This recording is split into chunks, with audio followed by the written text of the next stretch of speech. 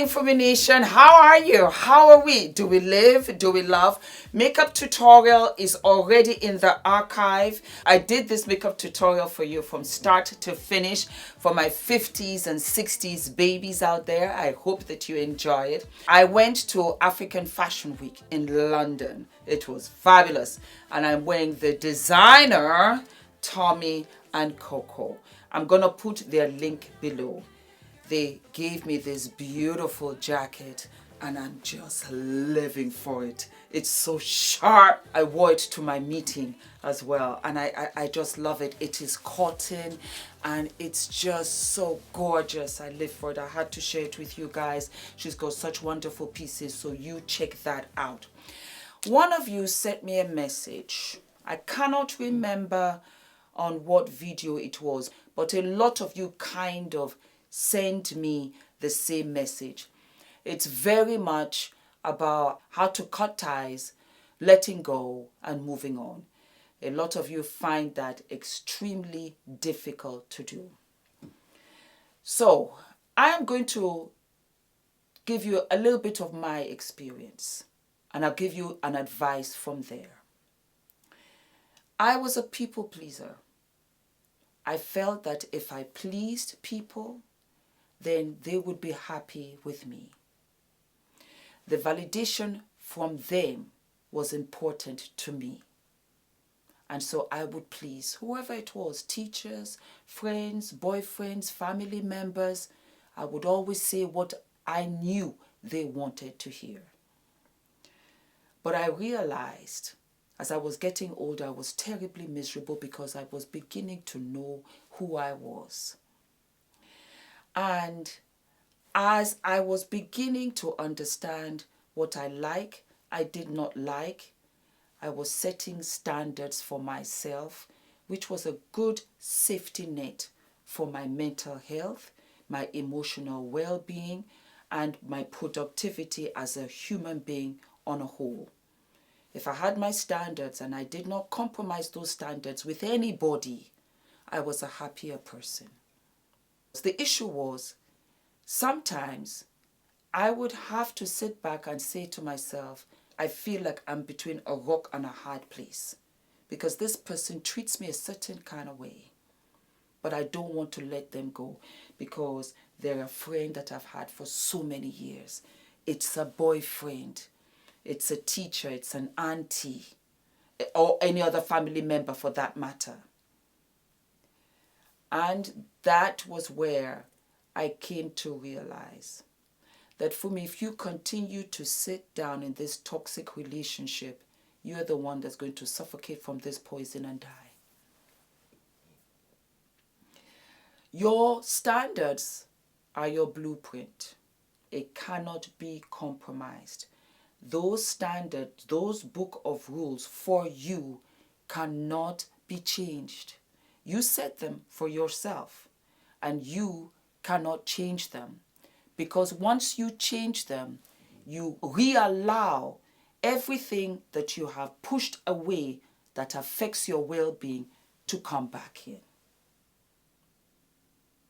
There were some difficult decisions that were made and they hurt for a while, for a very short while.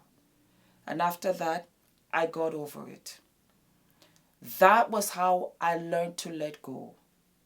I looked at this situation and I said, for me, who is this person? The person's habits, the person's traits. If this person feels they can come up, they embarrass you, they say hurtful things to you, they have no filter, you have said it 1 or 2 times, hey, that was inappropriate, I didn't like it, but they go on, then these people don't have any regard for you. And we find ourselves saying, oh, I don't want to see anything. I don't want to ruffle any feathers. Isn't that ironic? How we are the ones that are hurt, but we are the ones that still don't want to hurt back. She hurt you. She ruffled your feathers. You saw what it is. You walked away. You absorbed the whole thing and it still did not add up. And you said, no, this really hurts my feelings, but you're keeping quiet because you don't want to ruffle her feathers, because you don't want to have a tussle in the relationship. But don't you see that the relationship has been tussled by her? And that's how she sees you. That's how he sees you. And that's how, when you keep quiet, you allow them to do it again and again. Because what you tolerate, you indirectly encourage. They're hard decisions. But once you make them, for me, I was free. And it strengthened me. And they always came back. Oh, Fumi, I haven't heard from you in a while. Oh, Fumi, this whatever. And it's ironic how you can look back at them and they look so small to you. And they look so transparent to you. And you realize that there are some of them that you for sure love them from afar. If they're family members, for example, you keep them in a good distance because you realize that they actually knew what they were doing. They're just getting away with it because they assumed that they could. And when you realize that, you realize you don't want them at all. So you set your standards. I tell you mine. I cannot stand lateness. I've said it 1 billion times. I can't stand it. It's a thing that will really just I'll cool off from you. I don't respect people that are late. I've said it. I don't. Christina, as you very well know, is my bestie. Christina is the same way.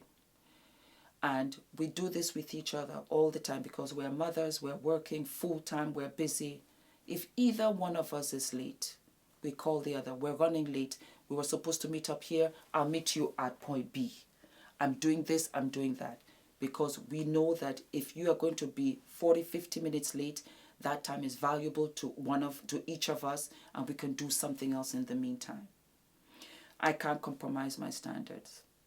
So as much as I love you, and I realize that you're always late, I just won't hang out with you. I won't call you really, no. You will not for sure be in my circle. You do not have to have a slammed shut door, dragged out fight. I live the soft life. I just gradually distance myself. That's it. I've never really been in a fight. I know I've said that, oh yes, we'll fight with this. No. Not me. I pride myself as somebody that cannot be just, giving and receiving blows in public or screaming and shouting. It's just not my bag. I won't start fighting with you. It's just not me. Not at all. It's classless. So, and I don't want to, not that I can't have a confrontation. I can have a confrontation with you. You want a confrontation, I'll give you a confrontation. But I'd rather not do that. Because I realize that many people, as much as they play ignorance, they're not stupid. They know. And when they don't see you, they know.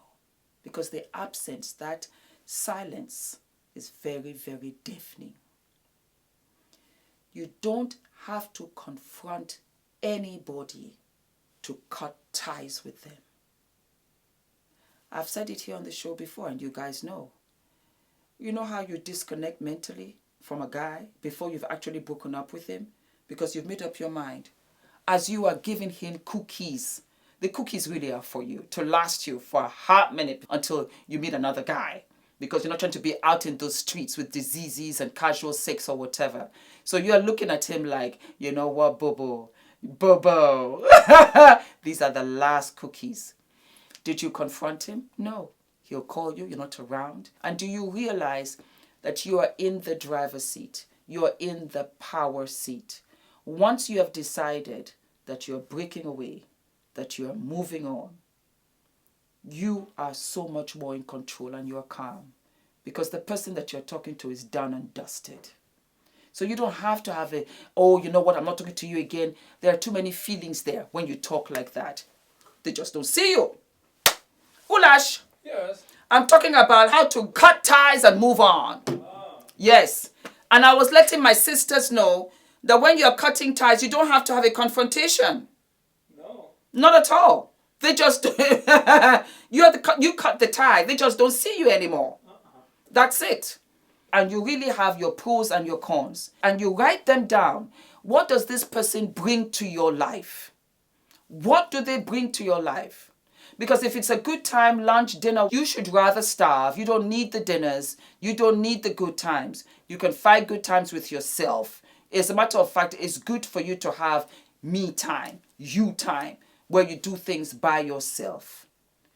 You cut off everything and anything that doesn't serve you.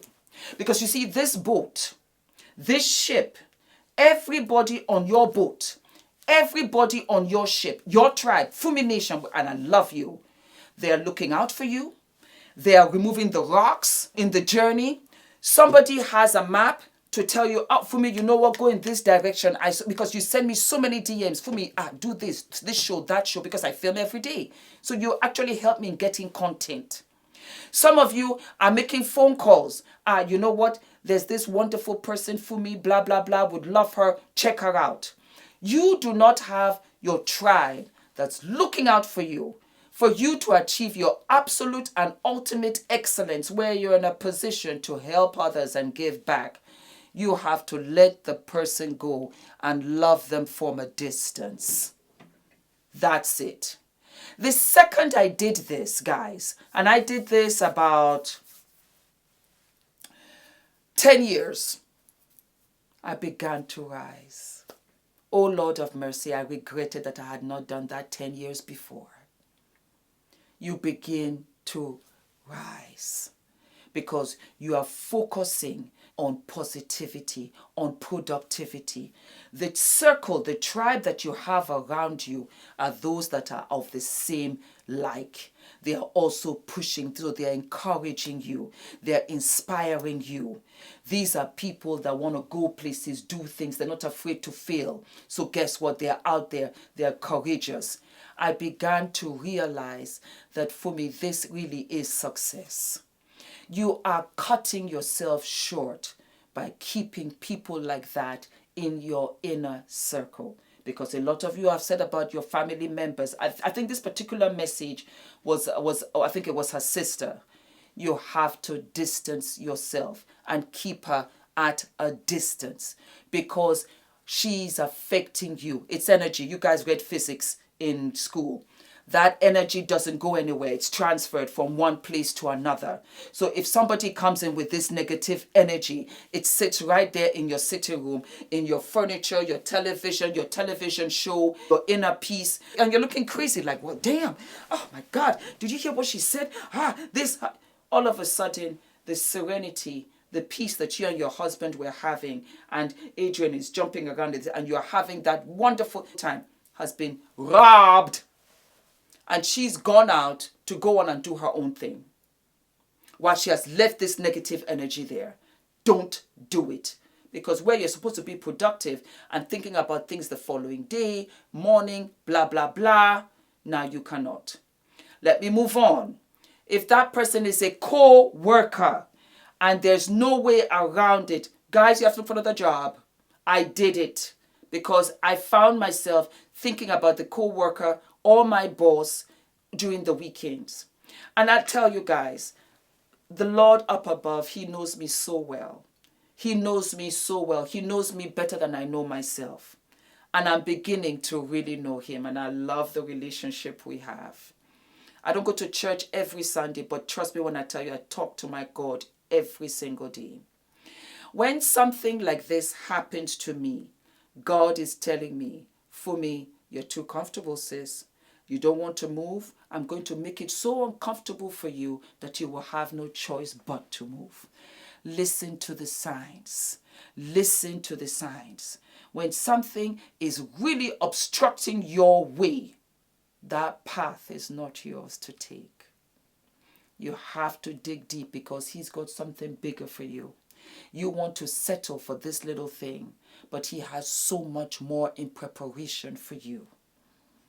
That is what it is. So when you come and say, my boss, I can't, God has made it uncomfortable for you because we do not grow from where? Comfort zones. There was a gentleman, I follow Viola Davis. I love her. And I just finished watching Woman King. You guys have to watch it. And there was a guy talking. I'm going to put it at the end of this video. Fantastic. Never apologize for having standards. And the beauty of standards is standards will always expose those who come with an agenda. And your emotional intelligence and biblical standards will always frustrate those who can't run game on you. It will always frustrate manipulators. Then what you have to be careful of is manipulators will try to project on you. They'll start to say things like, you got trust issues. How about, this is not trust issues. This is, I've seen this pattern before, and I refuse to entertain the same pattern of being deceived because I compromised my standards. To have standards is to be aware of your value. To have standards is to be aware that God set your value to priceless. Now, the danger in allowing people to give you value or give you significance is you give them the power to set your price. So you could be more valuable than the whole department store, but you will settle with being on the clearance rack just so that you can get their approval. And it's not a standard if you are not willing to experience loss. If you aren't willing to lose something due to your standard, it's not a standard, it's just a suggestion. Sometimes we have mislabeled victories because if you lost them, but found you, you really won. If the relationship failed, but now you have a prayer life, you really won. If you didn't get the position, but that wasn't what God had for you anyway, you really won. Never apologize for having standards. It was as if he was inside of me and he was vocalizing everything that I thought in relation to me responding to one of you guys on the same topic. How do I let go? And I said, darling, you have to have your standards. You have your rules, just like the dating rules. You stick to those rules. Then those that try to come in and play game on you cannot. Because by the time you get to number 2, 3, you're like, wait a minute. I don't tolerate this. You will have to kick right back out. So I hope this answered your question, my darlings. Don't be afraid to let go. Don't be afraid to let go. Don't be afraid to let go of that boyfriend because he's occupying your future husband's seat. This guy ain't it. And he's not a bad guy. He's just not the guy for you. And you're holding on. No, let him go. Let him go and be with somebody else. But it's all about you. It's your life. We live in it. Yes, we do. You are the driver of this bus. It's your life. It's your life. Don't just exist. Live. And by living and laughing and smiling and being all of these wonderful things is truly being with your tribe because they're the ones that will take you higher and higher and higher and higher. All of my love, darlings, don't forget to like, to subscribe, hit the notification button and leave all of your comments below. I love you all. Mwah.